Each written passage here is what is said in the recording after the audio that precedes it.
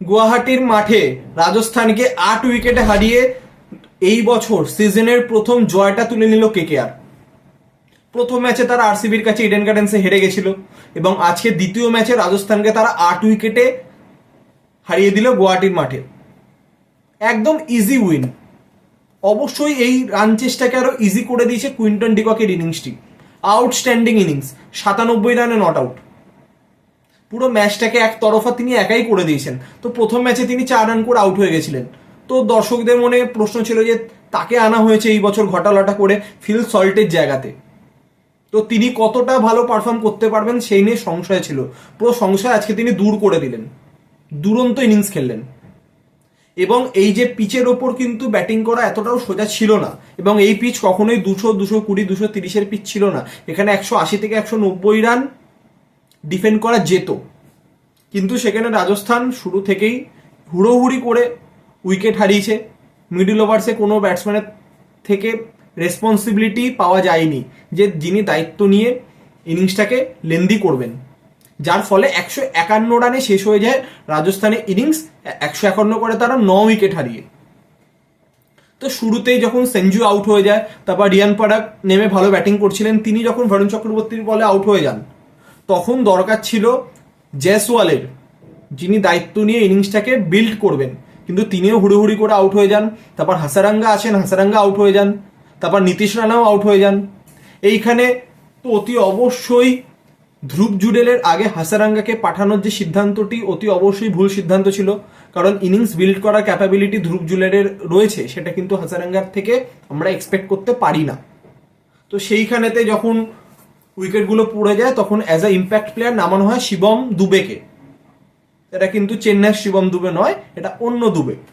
তো তিনি সেঞ্জুর জায়গাতে আসেন এবং তিনি কিছুটা ধ্রুব জুডেলের সাথে পার্টনারশিপ বিল্ড করেন। ধ্রুব জুডেল 33 রানে একটি ইনিংস খেলেন। তারপর লাস্টের দিকে কিছুটা জোফরা আর্চার নেমে একটি দুটি 4-6 মারেন, যার ফলে 150-র গন্ডি ক্রস করে রাজস্থান। 151 রানে 9 উইকেটে শেষ হয়ে যায় রাজস্থানের ইনিংস। আজকে কেকেআরের হয়ে প্রথম ম্যাচ খেলার সুযোগ পান মঈন আলী, কারণ সুনীল নারায়ণ ইঞ্জুরির কারণে আজকের ম্যাচটি তিনি মিস করেছিলেন। তো বোলিংয়ের সাথে তিনি 2 উইকেট নিয়েছিলেন, বরুণও 2 উইকেট পেয়েছিলেন। তো 152 রান যখন চেস করতে নামে কেকেআর, মঈন আলীর সাথে ওপেনিং করতে নামে কুইন্টন ডিকক। তো এরকম ট্রিকি পিচে রান চেস করার ক্ষেত্রে সব থেকে গুরুত্বপূর্ণ বিষয় হচ্ছে ওপেনিং পাওয়ার প্লেটাকে ইউটিলাইজ করা।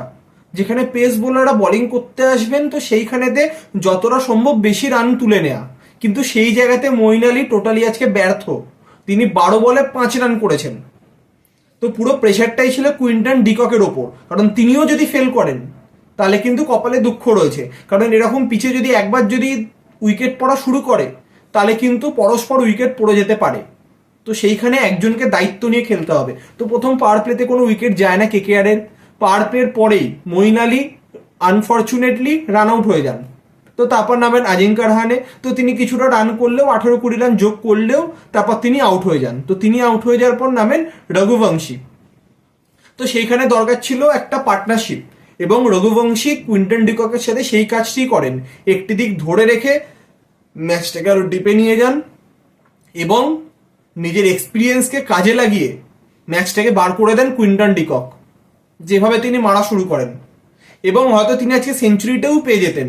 লাস্টের দিকে জোফরা আর্চার 2-3টে হোয়াইট বল করেন, তিকসান একটি হোয়াইট 4 দেন, যার ফলে সেঞ্চুরি করা হয় না কুইন্টন ডিককের। কিন্তু এই 97 রানটা কিন্তু সেঞ্চুরির থেকে কোনো অংশে কম না।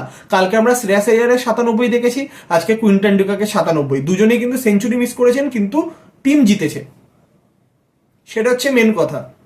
এবং তো ইজিলি রাজস্থানকে হারিয়ে দিয়ে প্রথম জয় তুলে নিল কেকেআর।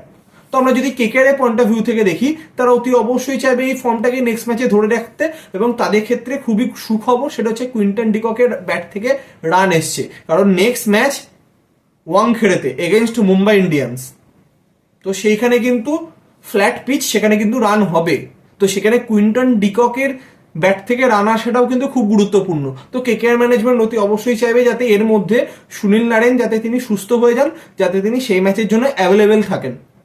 তো এবং উল্টো দিকে আমরা যদি রাজস্থানের পয়েন্ট অফ ভিউ থেকে দেখি, প্রতি বছর প্রথম দিকে যে রান করার যে দায়িত্বটা জস বাটলার নেয়, সেই দায়িত্বটা নেয়ার কিন্তু লোকের অভাব দেখা যাচ্ছে রাজস্থানের ব্যাটিংয়ে।